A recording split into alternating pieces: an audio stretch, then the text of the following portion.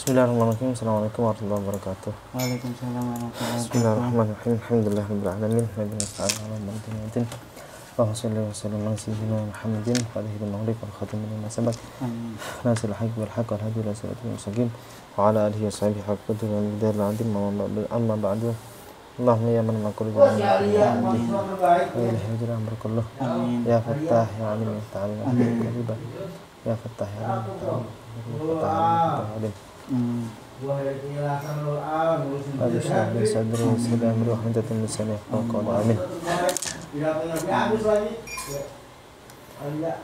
pada malam hari ini kita masih diberikan kenikmatan, nikmat iman dan Islam, sehat walafiat dan keluangan waktu sehingga pada malam hari ini kita masih bisa thalabul ilmi dengan tema falsafah hukum Islam ya. Nah, sekarang karakteristik hukum Islam. Takamul, komprehensif, kemudian wasatiyah, tengah dan moderat, kemudian harokah, dinamis. Harokah dinamis. Oke. Yang pertama kita bahas pendahuluan dulu ya, karakteristik hukum Islam. Maksudnya karakteristik hukum Islam itu gimana? Jadi dari kata-kata karakter ya. Karakter itu kan watak ya. Berarti kalau dibahasakan dikatakan karakteristik hukum Islam, berarti hukum Islam itu memiliki watak atau berwatak, yaitu memiliki karakteristik ya, yang berbeda dengan hukum lainnya itu ya kan. Nah, karakteristik hukum Islam berarti ketika dibilang karakteristik hukum Islam berarti hukum Islam itu memiliki ciri khas atau watak yang berbeda dengan hukum lainnya. Gitu, paham ya? Nah. Ya, karakteristik atau karakter itu ya merupakan ketentuan-ketentuan yang tidak berubah-ubah ya. Artinya tetap ya, tidak berubah-ubah gitu. Kemudian yang mana hukum Islam itu bersifat ya tadi itu sempurna, takamul itu sempurna atau komprehensif gitu ya bahasanya. Kemudian wasatiyah itu moderat atau seimbang gitu ya, tidak lebih condong ke kanan. Maksudnya condong ke kanan itu tidak terlalu ekstrim, tidak ekstrim ya, bukan kok tidak terlalu ekstrim, memang tidak ekstrim. Jadi hukum Islam itu sebenarnya wasatiyah, moderat ya, tidak ekstrim ke kanan maupun ekstrim ke kiri. Nah gitu ya. Nah kita lihat contoh-contoh ekstremis itu banyak lah ya. Ekstrim yang ke kanan, ekstrim ke kiri itu banyak dari firqah-firqah yang memang kita vonis sebagai ahlul bid'ah ya. Misalkan firqah Qadariyah, Murji'ah, Mu'tazilah itu sudah jelas sesatnya gitu ya. Sudah jelas sesatnya. Nah mereka itu ekstrim semua. Ada yang ekstrim ke kanan, ada yang ekstrim ke kiri ya. Nah, misalkan Murji'ah dia itu ekstrim ke kiri, Murji'ah. Khawarij ekstrim ke kanan dan seterusnya. Nah itu karakteristik hukum Islam ya. Jadi dia itu wasatiyah, seimbang atau moderat. Kemudian dinamis atau harokah. Maksud dinamis itu apa? Jadi dia itu berkembang sesuai dengan perkembangan zaman. Bergerak, harokah itu kan bergerak dan berkembang sesuai dengan perkembangan zaman. Dulu sudah pernah kita bahas. Bukan berarti ketika hukum Islam itu mengikuti perkembangan zaman, bukan berarti hukum Islam itu plan atau hukum Islam itu tidak tetap atau tidak belum final atau belum matang. Bukan berarti seperti itu. Ya, bukan berarti. Dulu kan kita bahas tentang kalau nggak salah tentang pandangan orientalis tentang hukum falsafah hukum Islam kan. Nah, mereka memfitnah menuduh kalau hukum Islam itu dia tidak matang atau dia itu plan ya, tidak konsisten. Nah, dia menuduh kalau buktinya hukum itu berbeda-beda dengan perkembangan zaman kan gitu. Wah, bab nikah. Belum Oke. Jadi perkembangan hukum Islam itu bukan berarti hukum Islam itu tidak konsisten, gitu ya. Karena dasarnya tetap sama. Ya, pengambilan hukum, dasar pengambilan hukumnya sama, Al-Quran ataupun hadis atau ijma dan qiyas. Itu yang tidak pernah berubah, gitu ya. Ya, adapun hukum-hukum yang berubah itu memang menyesuaikan dengan keadaan zaman. Ya, bukan berarti ketika keadaan zaman berubah, dasar hukumnya juga berubah, enggak. Dasar hukumnya tetap sama. Nah, itu cuma cara pandangnya, cara pandang atau cara memahami atau cara ijtihadnya itu yang berubah. Nah, yang berubah yang selalu mengikuti perkembangan zaman. Itu bisa dipahami ya. Nah, seperti itu. Nah, kemudian itu Al-Quran itu dinamis. Ya, Al-Quran itu memperkenalkan satu konsepsi hukum yang bersifat integrasi. Ya. Di dalamnya terdapat antara sunatullah dengan sunnah sebagaimana terpadu antara akidah dan moral. Gitu. Ya, terpadunya dengan hukum dalam rumusan yang diajarkan Al-Quran dengan sifatnya, gitu ya. Maka hukum Islam itu memiliki kekuatan sendiri yang tidak tergantung pada adanya sesuatu kekuasaan sebagai kekuatan ya, pemaksa dari luar hukum tersebut. Gitu. Karena Islam itu memiliki karakteristik, karakter, ya, dia itu tidak bisa diintervensi atau tidak bisa diubah-ubah ya, atas kekuasaan dari luar atau atas dari monopoli dari luar hukum tersebut. Artinya hukum Islam itu tidak bisa dipengaruhi. Ya, hukum Islam itu tidak bisa dipengaruhi dengan adanya kekuasaan mungkin atau dengan politik. Ya, paham nggak? Nah, dengan kepemimpinan, dengan itu nggak bisa dipengaruhi. Gitu ya. Karena Al-Quran atau dasar hukum Islam itu memiliki konsepsi yang terintegrasi, ya gitu. Dan ya tadi itu karena Al-Quran itu memang sudah sempurna, ya, takamul sudah sempurna, komprehensif tadi itu komprehensif, kemudian moderat, dan kemudian dinamis gitu. Ya, maka dari itu dia itu ya enggak, ya sudah sangat sempurna, kemudian sempurna gimana sih gitu. Dia sudah bisa berdiri sendiri gitu. Ya, untuk menentukan sebuah hukum tidak harus dengan ada kekuatan dari luar. Seperti itu. Oke, kita bahas satu-satu ya tentang karakteristik hukum Islam. Yang pertama tadi takamul ya, komprehensif. Di Islam itu sudah sempurna ya. Al-yauma akmaltu lakum dinakum wa atmamtu 'alaikum ni'mati wa raditu lakumul Islam madina. Itu ayat yang itu ayat paripurna. Ayat paripurna itu maksudnya saat ayat itu turun itu menunjukkan bahwa agama Islam itu sudah sempurna dalam segala lini. Ya, Islam itu artinya apa? Dia itu sempurna mengatur semua sendi kehidupan. Ya, al-yauma akmaltu lakum dinakum wa atmamtu 'alaikum ni'mati wa raditu lakumul Islama dina. Allah sudah meridhoi semua ajaran-ajaran dalam agama Islam. Nah itu. Nah, itu menunjukkan Al-Quran itu semua sudah sempurna. Ajaran Islam itu sudah sempurna. Nah, sudah sempurna. Nah, adapun artinya meskipun Al-Quran ataupun hadis itu sudah berhenti turun, gitu. Al-Quran kan sudah tidak turun lagi, dan kan ayat Al-Quran udah nggak turun lagi kan sejak zaman Rasulullah SAW terakhir itu, ya kan. Hadis juga semenjak Rasulullah wafat sudah tidak ada hadis lagi kan, gitu. Berarti tidak ada dasar hukum yang baru, paham nggak? Tidak ada dasar hukum yang baru, tidak ada perintah ataupun larangan yang baru. Semuanya sudah paripurna, semuanya sudah sempurna. Ya, sudah disempurnakan zaman Rasulullah SAW.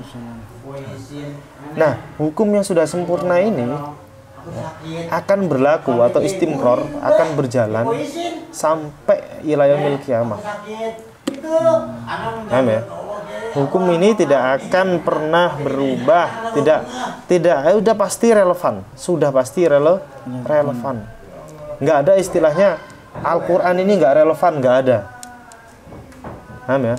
Hadis ini sudah tidak relevan zaman sekarang, nggak. Al-Quran ataupun hadis itu tetap relevan sampai ila yaumil qiyamah. Karena syariat Islam, syariatnya Rasulullah itu ya berlanjut sampai hari kiamat. Gitu, paham ya? Nah, seperti itu. Bisa dimengerti. Itu menunjukkan Al-Quran atau Islam itu ajaran yang sudah sempurna. Nah, gitu, paham ya? Nah, itu. Adapun perkembangan kejadian atau problematika yang selalu berkembang, nah, gitu ya. Yang zaman dulu, zaman Rasulullah mungkin nggak ada gitu ya.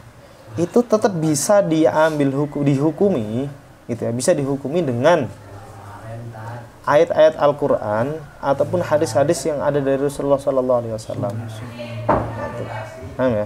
Meskipun zaman Rasulullah nggak ada, gitu ya, adanya zaman sekarang gitu, tetap bisa dihukumi. Problematika ini bisa dihukumi dengan hadis Rasul, gitu. Ya, sudah bisa dihukumi gitu.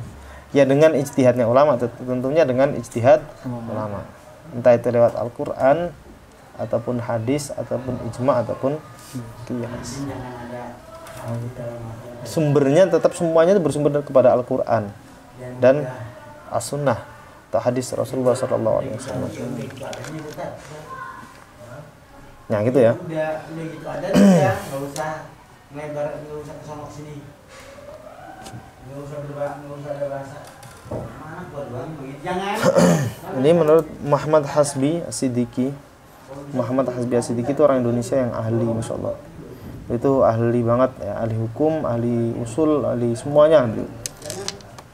Muhammad Hasbi As-Siddiqi terkenal banget itu. Karangan bukunya juga banyak banget.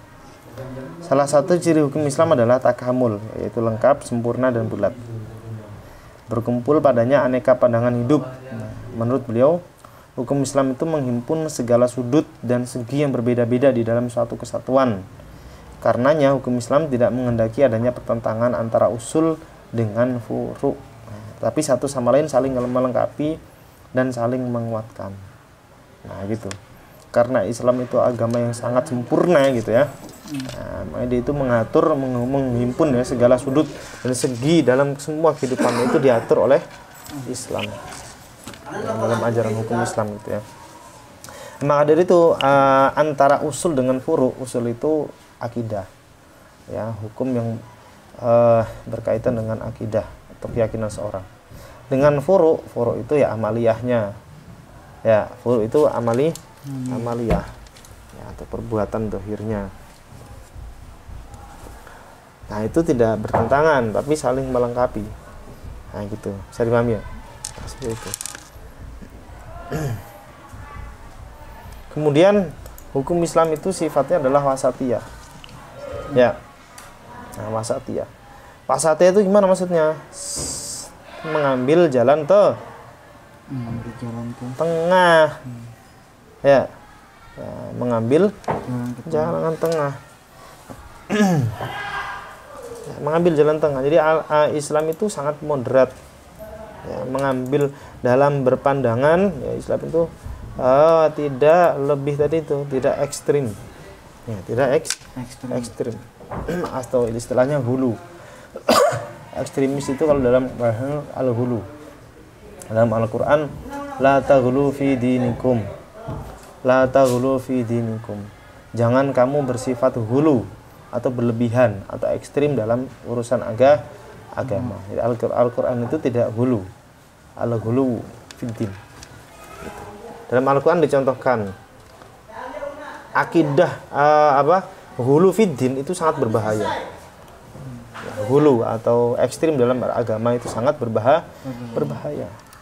Ya, contohnya saja dalam Al-Quran itu, misalkan orang kafir, orang Nasrani itu diberikan permisalan ya, diberikan permisalan. Orang Nasrani ya, karena dia itu terlalu ekstrim memuji, terlalu berlebihan dalam memuji nabinya yaitu Nabi Isa alaihissalam, sampai dia menganggap bahwa Nabi Isa itu sebagai anak Tuhan, ya kan? Nah gitu. itu bentuk hulu fiddin. Ya. Nah, dia mengatakan bahwa Isa itu adalah anak tuh. Dan akhirnya dia mengatakan Tuhan itu berarti ada bapak, ada ibu, ada anak. Nah, akhirnya apa? Jadi kafir. Laqad kafaral ladzina qalu innallaha salisu salasah. Nah, jadi di nas Al-Qur'an bahwa orang Nasrani yang sekarang itu dia sudah kafir. Ya, tidak dianggap beriman. Paham ya? Nasrani sekarang itu nggak bisa dikatakan yang beriman. Dia sudah kafir. Karena mengatakan Allah itu ada 3. Salisu salasah. 3 dari 3. Tuhan. Ya. Itu bisa dipahami ya. Tuhan anak, Tuhan bapak, Tuhan Tuhan ibu. Nah, itu bentuk dari hulu fiddin. Makanya Rasulullah sallallahu alaihi wasallam la tutruni. Beliau bilang, la tutruni kama atarrat an-nasara ala nabiyyi. Jangan kamu memujiku itu seperti pujiannya orang-orang Bani Israel kepada nabinya. Gitu. Paham ya? Karena pujian nabi orang-orang Bani Israel kepada Nasrani, orang-orang Nasrani kepada Nabi Isa itu sangat berlebihan. Gitu. Nah, kalau Rasulullah bilang gitu, jangan sampai aku dipuji-puji seperti itu. Paham ya? Nah, ini nih yang dianggap orang-orang Wahabi, ya, dia dianggap orang Wahabi bahwa ketika kita memuji dengan pujian-pujian, ya, nah, ketika kita baca maulid, kita baca qasidah-qasidah tentang Rasulullah itu dianggapnya bid'ah, dianggapnya haram, dianggapnya kafir karena sudah memuji Rasulullah dengan berlebihan. Itu makanya orang Wahabi itu mengkafirkan Imam Busiri. Imam Busiri itu yang mengarang Burdah. Nah, Imam Busiri itu, iya, orang-orang Wahabi itu nggak suka, nggak seneng. Ya, dia mengkafirkan Imam Busiri. Imam Busiri itu yang mengarang Burdah. Karena apa? Kan dalam Burdah itu Masya Allah sangat dalam sekali maknanya. Ya, dalam qasidah Burdah itu maknanya sangat dalam. Nah, padahal sudah mujarrab, yang sudah menjadi mujarrab, ya, menjadi mujarrobah, sudah terbukti gitu ya, bahwa qasidah Burdah itu sangat bermanfaat sekali untuk mengabulkan hajat. Ya. Iya, sebagai wasilah. Nah, ada orang punya hajat apa gitu ya, dibacakan itu qabul hajatnya. Langsung saja. Iya. Ya, perantara itu. Kalau Imam Buti itu mazhabnya mazhab Imam siapa sih? Imam Buti itu ikutnya mazhab Imam Busiri, Imam Syafi'i. Imam Syafi'i. Iya. Sebentar ya. Ya gitu. Jadi yang Buddha. Ya. Jadi bukti kalau Al-Qur'an itu adalah agama yang moderat, itu ulama mentafsirkan dari ayat ini apa? Bentar dulu. Liyakuman nas bil qisti. Liyakuman nas bil qisti.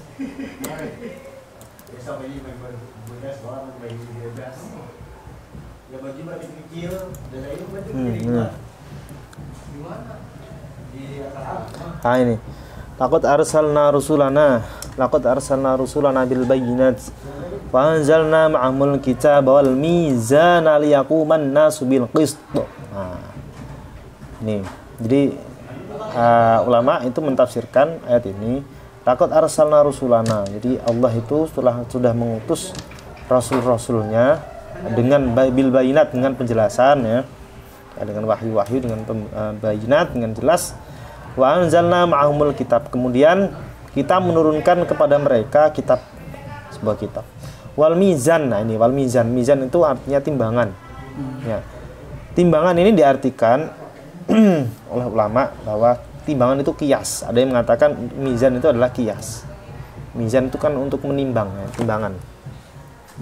Ya kan, menimbang ini dengan ini kan gitu. Liyaquman nasu bil qisti, supaya dengan mizan itu dan kitab dan mizan itu manusia bisa mendirikan atau menjalankan atau mendirikan sebuah hukum dengan adil, ya, dengan baik. Nah, gitu ya.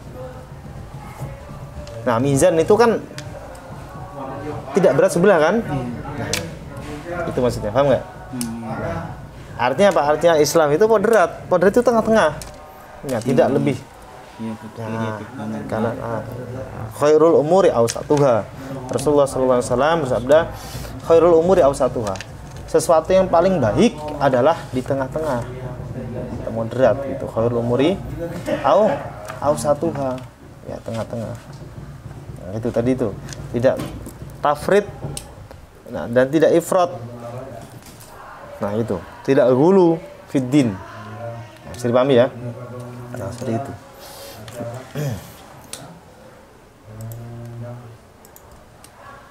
Jadi Islam itu ya memang seperti itu, karakter Islam itu adalah tengah-tengah. Gitu. Akhirnya apa? Akhirnya hukum Islam itu tidak mudah menyesatkan seorang, ya, tidak mudah mengklaim kafir seseorang. Nah, itu. Kalau kita berpandangan Islam itu memahami Islam dengan ekstrim gitu ya, memahami Islam itu dengan tidak tawasud atau tidak dengan moderat, maka kita akan mudah menyalahkan atau mudah mengkafirkan seorang. Ya, sudah mengklaim, sudah mudah, sangat mudah untuk mengklaim seorang. Bisa dipahami ya? Nah, seperti itu. Harus moderat. Oke, kemudian yang ketiga apa tadi? Yang terakhir adalah harokah atau dinamis. Ya, dinamis. Dinamis atau tatawur istilahnya. Tatawur atau harokah. Dinamis itu menyesuaikan. Dinamis itu menyesuaikan keadaan dan tuntutan zaman. Itu dinamis. Selalu berubah dan selalu bergerak.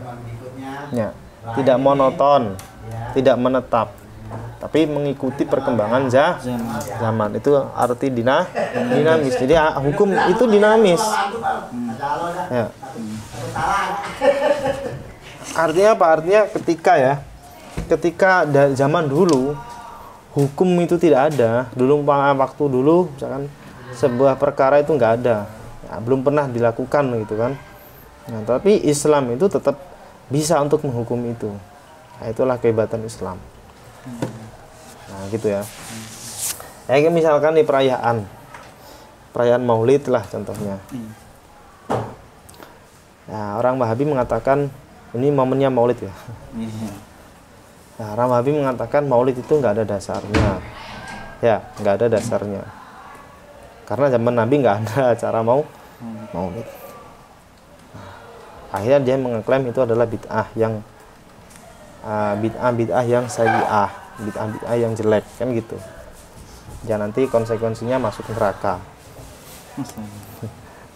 Nah, padahal kalau kita lihat dengan dalil-dalil umum, nah itu sudah sangat menjadi bukti sekali kalau sudah jelas sekali ya kalau Maulid itu diperbolehkan dengan melihat dalil-dalil umum.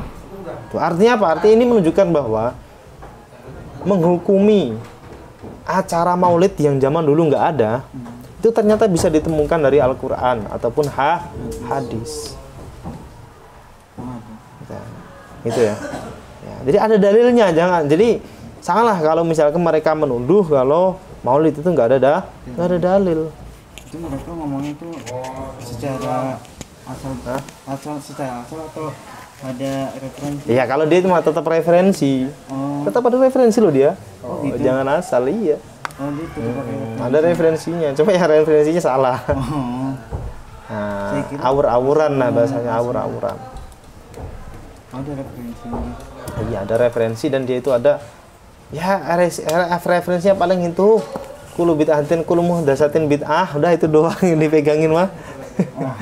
Setiap sesuatu yang baru bid'ah, setiap bid'ah pasti dolalah, setiap dolalah masuk neraka. Nah, gitu ya. Nah, tapi kalau dilihat acara Maulid ya, perayaan Maulid itu kalau dilihat nah, dari dalil-dalil yang umum itu sangat banyak sekali. Ya, contoh misalkan ya kita lihat esensi dari Maulid lah.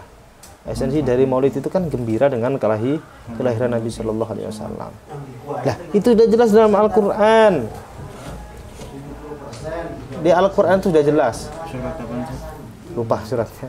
Tapi ayatnya itu ketika Rasulullah diturunkan, ya, ketika Rasulullah diturunkan, Allah menurunkan Rasulullah, Allah menurunkan mengutus Rasul dari golongan kalian, maka wajib kalian untuk mensyukurinya dan berbahagia.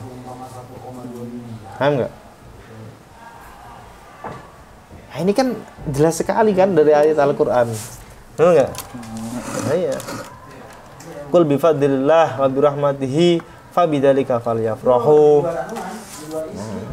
Dengan keutamaan, dengan kebaikan Allah dengan menurunkan Rasulullah, ya, nah, dengan menurunkan Rasulullah itu kita harus berbahagia. Fabidzalika falyafrahu. Kita harus berbahagia, harus diungkapkan, kebahagiaan itu harus kita ungkapkan, harus dengan menggebu-gebu. Itu faroha itu artinya bahagia yang menggebu-gebu. Nah, faroha itu bahagia yang menggebu-gebu dari dalam, bahagia dari dalam dan ditampakkan dari luar. Gitu, paham ya? Nah, itu kan dari secara umum ketika kita melihat esensi dari Maulid kan seperti itu. Ya, nggak ada kesesatannya sama sekali. Apalagi yang di dalam dibaca sholawat, ya kan? Di dalam acara Maulid baca apa? Emang baca koplo kan enggak? Lagu-lagu dangdut kan enggak, ya kan? Yang dibaca sholawat. Sholawat gimana hukumnya? Innallaha malaikatahu yusholluna 'alan nabi ya ayyuhalladzina amanu shallu 'alaihi wa sallimu taslima. Ya kan? Udah jelas sekali. Sholawat itu ibadah yang pasti diterima meskipun riya. Nah, jadi sholawat itu diterima tanpa syarat. Ya, ibadah yang diterima tanpa syarat itu ya sholawat. Kalau ibadah-ibadah yang lain itu diterima dengan syarat ikhlas, kalau ini enggak, kamu riya juga diterima. Subhanallah. Shallu ala nabi. Ya kan? Kalau luar biasa. Apalagi dalam yang dibaca Burda, Sibtud Duror, Bajanji, Diba, Hizib, semuanya itu isinya sejarah Nabi. Secara keilmuan itu sangat penting sekali kita mengetahui sejarah Nabi. Laqad kana lakum fi Rasulillahi uswatun hasanah. Rasulullah itu sebagai suri tauladan yang baik. Kita bisa tahu kalau Rasulullah itu menjadi suri tauladan gimana? Ya harus pelajari sejarah Nabi, sejarah beliau. Sejarah beliau itu ya disebutkan di pembacaan maulid itu, ya paham ya? Nah, dia aja yang nggak ngerti artinya. Jadi itu tuh bukan mantra ya, yang dibaca itu bukan mantra, tapi sejarah Nabi. Ya, udah jelas ya, sejarah Nabi dari sisi keilmuan sangat penting. Ya, sesatnya dari mana coba? Nggak ada kesesatan sama sekali. Kalau ada orang yang mempermasalahkan ya, itu kayak misalkan ada orang yang nggak suka dengan maulid, itu kayak dia ngomong gini, aku tidak suka dengan kelahiran Nabi. Ya kan aneh orang seperti ini. Masa lahirnya Nabi nggak seneng? Enggak. Ya Rasulullah itu laula kalaulah kayak Muhammad ma khalaqtul aflaq. Ya. Andaikan nggak ada Rasul, nggak ada makhluk, nggak ada alam semesta, nggak ada kita, nggak ada kamu, mau nggak? Iya.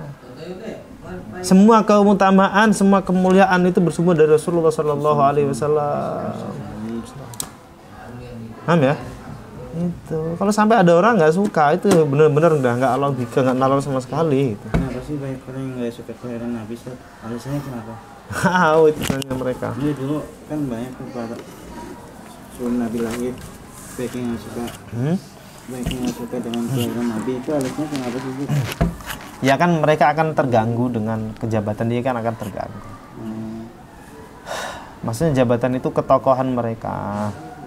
Mereka kan orang tokoh-tokoh Yahudi yang punya banyak pengikut, ya kan? Nah kalau Nabi ini nanti ada muncul, nah, ntar pengikut dia tuh ikut ke Rasulullah, itu jadi hasud nih, karena hasud, iri dan dengki, ya, itu. Dia tahu kalau Rasulullah itu Nabi akhir zaman, tapi nggak mau beriman. Dia tahu semua. Ya iyalah, dia udah tahu, mereka tuh udah tahu. Tapi mereka nggak mau iman, nggak mau beriman. Baik, konat ja'an fusuhum wajahadu, lupa ya Al-Quran gimana. aiqanat anfusuhum. Ya, dan saya lihat aja gini.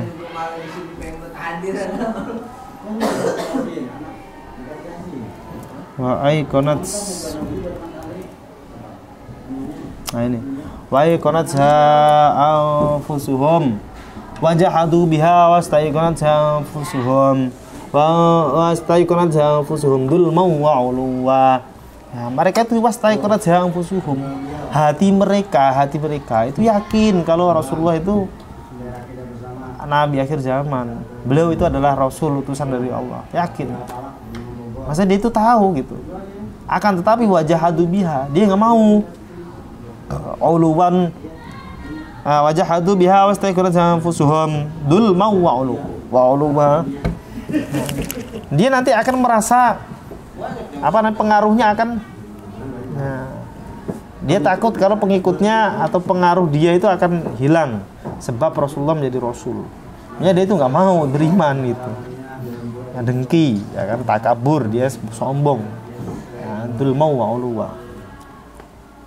Saya paham ya? Nah seperti itu. Tapi ada rencana untuk membunuh Rasulullah? Hah? Ada rencana membunuh Rasulullah? Ya udah dari dulu. Rasulullah itu kalau rencana pembunuhan dari dulu, nggak cuma rencana direalisasikan, tapi Allah itu sudah berjanji, fasayakfikahumullah wa huwa samiul alim. Ya, nah, fasayakfikahumullah, Allah itu akan menjagamu dari mereka musuh-musuh. Itu dari nas Al-Quran. Nggak mungkin ada orang bisa membunuh Rasul. Ya secara langsung ya, udah Rasulullah dilindungi sama Allah. Ya, maksudnya dilindungi itu dilindungi dari dibunuh. Nah, kalau dicelakai, ya memang Rasulullah sering dicelakai. Wajar itu manusiawi ya. Ya kan, Rasulullah dilemparin batu sampai berdarah-darah kan? Nyatanya bisa sampai berdarah-darah. Ya. Nah, Rasulullah diludahin. Ya. Ditimbukin batu, Masya Allah. Nah, kan itu bisa gitu. Itu manusiawi gitu. Tapi kalau Rasulullah sampai dibunuh enggak bisa. Bahkan Rasulullah pas waktu perang Uhud sampai copot gigi mulia beliau copot. Apa? Gigi mulia beliau. Oh gigi.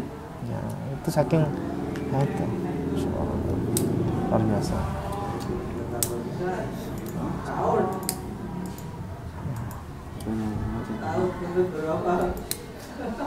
Gitu ya. Oke. Tadi terakhir apa ya? Tatawur ya. Ya, jadi itu intinya tuh hukum Islam itu sifatnya tatawur atau berubah-ubah atau dinamis. Ya, sesuai dengan perkembangan sesuai dengan perkembangan zaman. Ya, karena dari dulu Alkitab dan Sunnah itu sudah pasti relevan sampai ila yaumil qiyamah. Itu yang menjadikan dasar. Jadi apapun kejadian, apapun problematika yang ada sekarang ini sudah pasti ada dasarnya dari Al-Quran ataupun hadis. Ya, tinggal ulama itu tugasnya ulama untuk mengolah, untuk berijtihad mengolah hadis-hadis itu, mengolah dasar-dasar hukum tersebut. Gitu ya. Nah, gitu. Ya mungkin itu saja pertemuan pada malam hari ini. Semoga bermanfaat. Semoga kita mendapatkan ilmu yang manfaat, bisa mengamalkannya, ya, yang mana ilmu itu bisa mendekatkan kita kepada Allah dan mencintai Allah dan Rasulullah SAW, mencintai ahli bait, mencintai sahabat-sahabat dan para ulama. Amin ya rabbal alamin. Ala hadinihi ala tamimin salihah. Sirul Fatihah. Alhamdulillahirabbil alamin. Ya. Surat ini dan kita ini.